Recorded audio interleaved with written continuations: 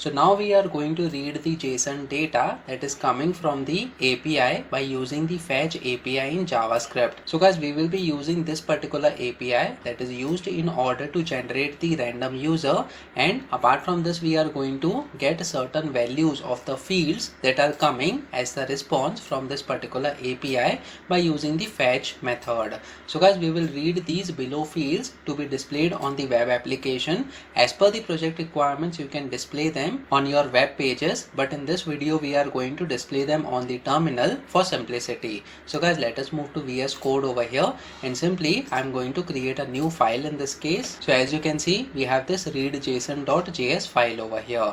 Now guys, simply we can make use of the fetch method in order to call this particular API. So guys, what we will do is we are going to create a function over here that is get data in this case, since we have to call the fetch API from this particular function, which is going to be the async function over here. So guys, in this case we will use the fetch API over here, and then as a parameter we have to provide the API inside the single or the double quote in this case.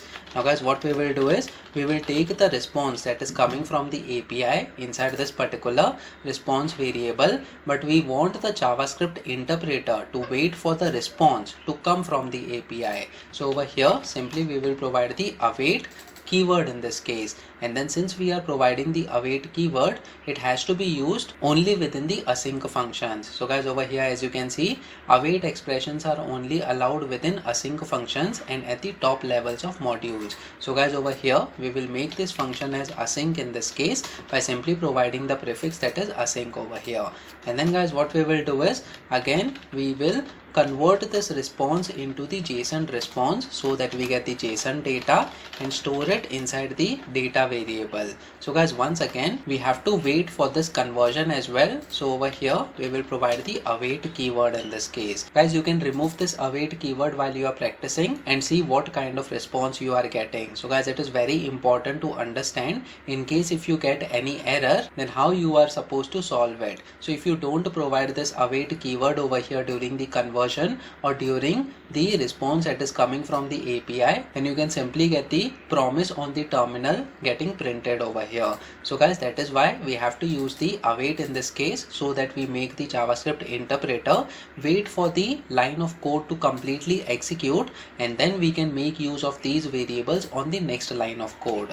So guys, over here simply we will provide the console.log statement, and then we have this particular data variable that is getting printed over here, which will help us in order to get this particular data after calling the random user API. So guys, over here simply after these lines of code, that is after defining the function over here, simply we are going to call this function so that all these lines of code can get executed. So let me just save this file now and try running this code on the terminal by using the node command followed by the name of the JavaScript file. And when we press enter, as you can see, it is taking some time now in order to get the response, and now we are getting certain response over here.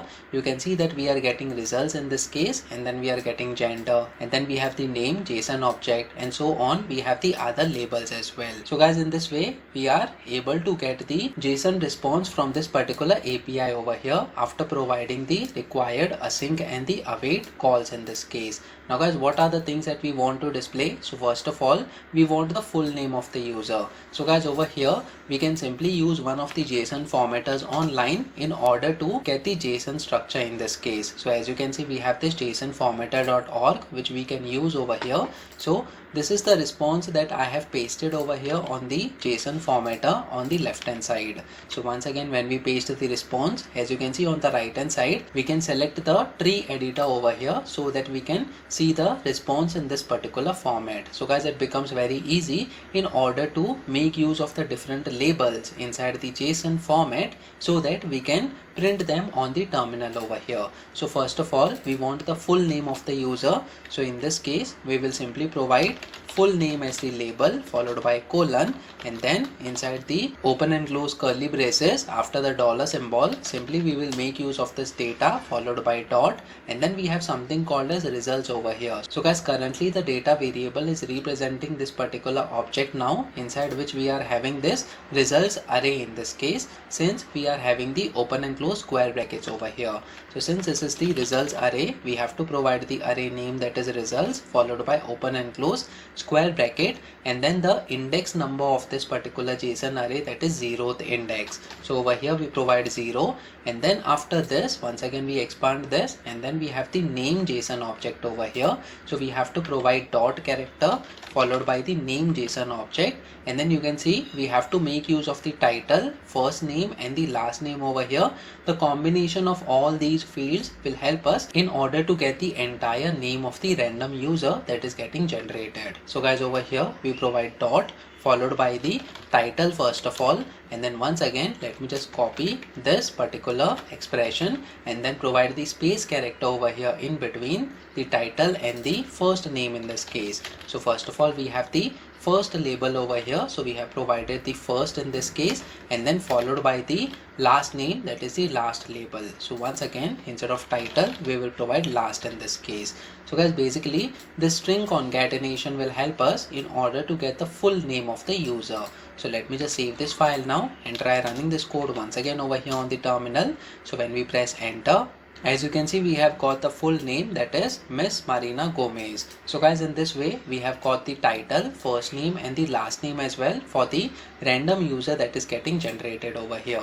Similarly, we want to get the gender of the user as well. So what we can do is once again we will provide the console.log statement on the next line, and then this time we will provide the label, that is gender over here, and then inside the curly braces once again we will use the data in this case and go to this JSON formatter to see where is this gender label. So as you can see it is directly under this results array under the 0th index. So simply we will provide dot, and then we have the results array over here and the 0th index, and instead of providing the name that we had provided previously, we simply have to provide the gender field. So simply we provide dot, and this time we will use the gender field label.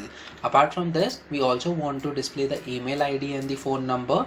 So where is the email ID over here? So once again we have to go through this list of labels. As you can see it is under the 0th index as well. So simply we will provide the email once again. So guys, over here instead of using the gender we will provide the email field label, and then over here we will provide the label, that is email ID in this case. So guys, it is very important to note that the labels on the left hand side of this particular JSON response should exactly match the labels that we are providing over here, that is gender, email and so on.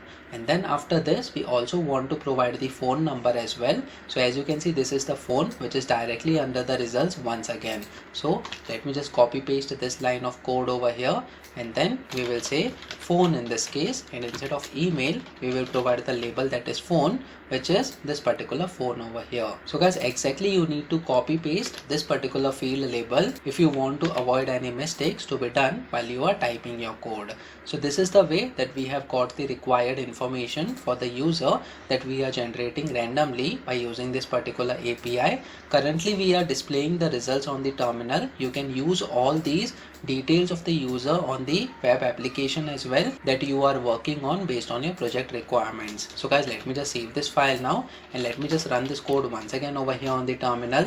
So as you can see we are getting the details of the user over here. We have got the full name, and then we have got the gender as well, we have got the email as well and the phone number as well. Now next time when we run this code once again over here, we will get different set of details of another user. So as you can see this is another user that is getting generated. This time the gender is male, and then this is the email ID and the phone number as well. So guys, this is the way that you can simply use the fetch method in order to get the response from a specific API and read that response using this particular format that we have seen already. It is very important to note that when you are reading the JSON array, then we have to provide the index number over here, and when you are simply using the JSON object, so as you can see we can use the dot character over here followed by the field label in this case. So guys, comment in the comment section below whether you have learned something out of this video. Please make sure that you like this video so that it reaches to more people, and subscribe to this channel so that you get the notifications on upcoming videos as well. I'll see you in the next video in which we are going to talk about filter function in JavaScript. So stay tuned.